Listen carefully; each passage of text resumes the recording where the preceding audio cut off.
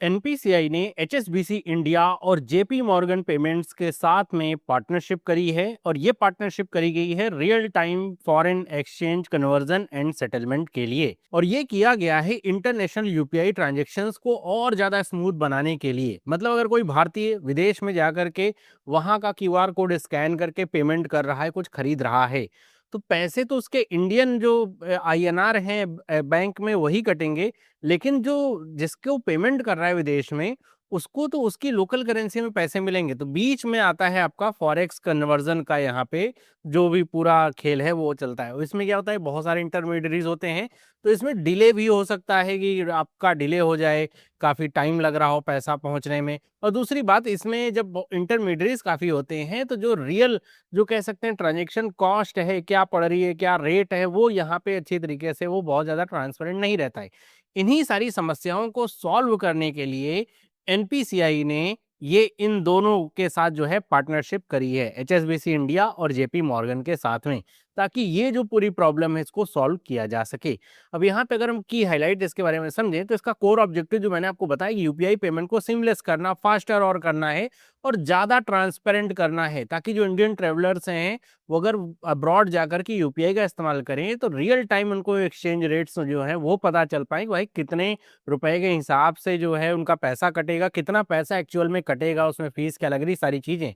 और इसी के लिए जो बैंकिंग पार्टनर हैं एचएसबीसी इंडिया और जेपी मॉर्गन पेमेंट्स को यहाँ पे रखा गया है, ताकि ये यहाँ पे इनके साथ पार्टनरशिप करके सिर्फ ऐसा नहीं किसी एक देश के लिए, यूपीआई इस समय 10 कंट्रीज में जो है लाइव है, तो उन सारी कंट्रीज की जो लोकल पेमेंट्स हैं उनके लिए यहाँ पे इनके साथ पार्टनरशिप करी गई है।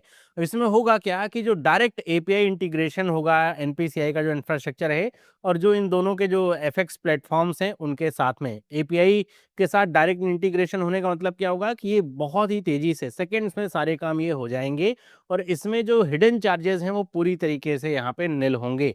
मतलब जो भी चार्जेस होंगे वहाँ पे सामने दिखेंगे, ऐसा नहीं कुछ हिडन चार्जेस लग रहे हैं, दिखाया कुछ जा रहा है, पैसा कुछ और ज़्यादा कट रहा है इंटरमीडिएट्स बहुत सारे होने की वजह से। तो क्रॉस बॉर्डर पेमेंट को और ज़्यादा ट्रांसपेरेंट बनाएगा ये मेथड।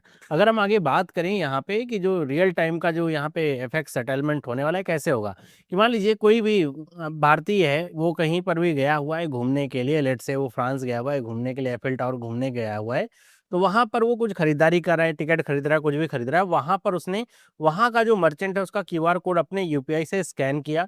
स्कैन करने के बाद अगर उसे कुछ पैसा पेमेंट करनी है, मान लीजिए $10 या 10 यूरो पेमेंट करनी है, तो उसमें वो जब 10 यूरो डालेगा तो उसको ये समझ में आएगा, वहाँ पे उसकी स्क्रीन पे दिखाई देगा कि उस समय रियल टाइम जो फॉरेन एक्सचेंज रेट है वो क्या चल रहा है, 1 यूरो बराबर कितने डॉलर का चल रहा है और उसके हिसाब से उसके बैंक अकाउंट से कितने पैसे कटेंगे। तो वो सारी चीज़ें उसको वहाँ पे साफ-साफ वो दिखेंगी और फिर उसके बाद वो अपना यूपीआई पिन डाल के ट्रांज़ैक्शन को पूरा करेगा। अब यहाँ पे समझने वाली बात ये है कि जो पैसा है उसके अकाउंट से रुपए में कटेगा, क्योंकि उसका अकाउंट अगर यूपीआई वो चला रहा है तो इंडिया में अकाउंट बेस्ड होगा, तो उसके अकाउंट से रुपए में पैसा कटेगा। लेकिन जो मर्चेंट होगा उसे वो पैसा उसकी लोकल करेंसी, अगर यूरो है तो यूरो, डॉलर है तो डॉलर, उसमें वो रिसीव होगा। तो ये यहाँ पे पूरा सीमलेस ही पूरा इस तरीके से यहाँ पे कन्वर्जन हो पाएगा। रुपए से जिस भी मर्चेंट कंट्री में वो बेस्ड होगा, जहाँ वहाँ डॉलर चल रहा है डॉलर, यूरो चल रहा है तो यूरो, मतलब जो भी ये वहाँ की करेंसी उसमें वो आसानी से सीमलेसली पेमेंट कर पाएगा। और ये सारी चीज़ें होंगी बहुत ही कम समय, सेकंड्स में सारी चीज़ें हो जाएंगी। मतलब आप स्कैन करोगे उसमें तुरंत वो कन्वर्जन करेगा कि उस समय वहाँ की जो करेंसी उसके अनुसार रुपए का कितना वहाँ पे रेट चल रहा है, उसके अनुसार कितना रुपया आप जो है अपने अकाउंट से आपके कटेंगे, वो सारी चीज़ें हो जाएंगी। और जब आप पिन डालोगे तो वो पेमेंट भी एग्जीक्यूट हो जाएगी। तो एंड टू एंड ऑटोमेशन आप समझिए कि बहुत तेज़ी से, सीमलेस तरीके से और बहुत ही ट्रांसपेरेंट और फेयर तरीके से पूरा काम हो पाएगा। आगे अगर हम बात करें यहाँ पे ये क्यों किया जा रहा है, तो इसके पीछे का रीज़न एक बहुत सिंपल सा है। यूपीआई का जो फुटप्रिंट है वो बहुत तेज़ी से बढ़ रहा है। अगर वर्तमान समय में देखें तो 10 इंटरनेशनल जो मार्केट्स हैं वहाँ तक यूपीआई पहुँच चुका है, उनके नाम यहाँ पे लिखे गए हैं, जिसमें सबसे लेटेस्ट है ग्रीस। अभी ग्रीस में हाल ही में जो यूपीआई है वो लाइव हुआ है। तब ऐसे होगा क्या कि अब जब तक 1-2 यहाँ पे देश हों तब तक तो चलता है, लेकिन जब देश की संख्या बढ़ने लगेगी तो ये जो फॉरेन एक्सचेंज वाला जो तरीका है ये पुराना पड़ने लगेगा और ये धीमा पड़ने लगेगा। तो उसके लिए यहाँ पे पार्टनर की ज़रूरत यहाँ पे पड़ रही है, ताकि ये जो यूपीआई का जो मेन बेनिफिट है, बहुत फास्ट रियल टाइम का जो ट्रांज़ैक्शन है वो हो पाए और ट्रांसपेरेंट रहे सारी चीज़ें, वो यहाँ पे पॉसिबल हो पाएगा। और आपको पता है कि यहाँ पे जितने भी इस तरह का यहाँ पे यूपीआई लाइव जाता है या पार्टनरशिप होती है किसी के साथ, तो उसमें एनपीसीआई की जो इंटरनेशनल आर्म है, NPCI international payments limited, NIPL कहते हैं, उसका अहम योगदान होता है। वही इन सब चीज़ों को देखता है कि यूपीआई को विदेशों में कैसे और फैलाया जा सके। तो अगर कभी भी ऐसा न्यूज़ में आया कि एनआईपीएल ने किया हुआ है कोई पार्टनरशिप किसी देश के साथ, तो समझ जाइएगा वो एनपीसीआई ने की ही वो इंटरनेशनल आर्म है, जिसका काम ही केवल यही है कि वो यूपीआई को इंटरनेशनलाइज करे, ग्लोबल करे। आगे हम बात करें कि ये सिग्निफिकेंस क्या रखता है या इतना सिग्निफिकेंट क्या है। सिंपल सी बात है, इंडिया का जो डीपीआई है, डिजिटल पब्लिक इंफ्रास्ट्रक्चर जो है, उसको स्ट्रेंथन करने में बहुत काम करेगा। मतलब ऐसा नहीं है कि यूपीआई से आप केवल आस-पास के कुछ देशों में पेमेंट कर पाओगे। आप जिन भी देशों में पेमेंट करोगे, तेज़ी से पेमेंट होगी और मल्टी करेंसी इंटरऑपरेबिलिटी यहाँ पे सपोर्ट कर पाएगी। फ्रिक्शनलेस टूरिज़्म हो पाएगा, मतलब आपको ऐसा सोचना नहीं है कि यहाँ पे अगर यूपीआई पेमेंट करूँगा, पता नहीं कितने पैसे कटेंगे, सही से मेरे को अंदाज़ा नहीं लग पाएगा, या फिर आपको क्रेडिट कार्ड या कैश लेकर के जाना पड़ेगा, क्योंकि यूपीआई से पेमेंट हो पाएगी तो वहाँ पे ज़्यादा पैसा कट जाएगा।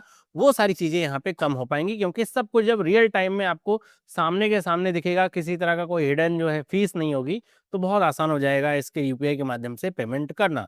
और आपको पता है जेपी मॉर्गन और एचएसबीसी दोनों ही इंटरनेशनल जो है बैंक्स हैं, तो इनके साथ पार्टनरशिप करने की वजह से सिर्फ कुछ चुनिंदा देशों तक नहीं, बल्कि आने वाले समय में जो और भी देश बढ़ेंगे, वहाँ तक भी जो एनपीसीआई का कह सकते हैं रीच है और जो ईज़ीनेस है फॉरेक्स कन्वर्जन का, वो काफ़ी आसान हो जाएगा। क्योंकि ये दोनों बैंक बहुत ही बड़े बैंक हैं, एक अमेरिका का है, ये हांगकांग शंघाई जो बैंकिंग कॉर्पोरेशन है, तो ये दोनों बैंक बहुत ज़्यादा शाखाएँ फैली हुई हैं कई सारे देशों तक। तो जहाँ तक भी इनका जो फॉरेक्स प्लेटफ़ॉर्म चल रहा है, वहाँ तक एनपीसीआई भी अपना अगर रीच पहुँचा पाता है, तो बहुत आसानी से ट्रांज़ैक्शन हो पाएँगे।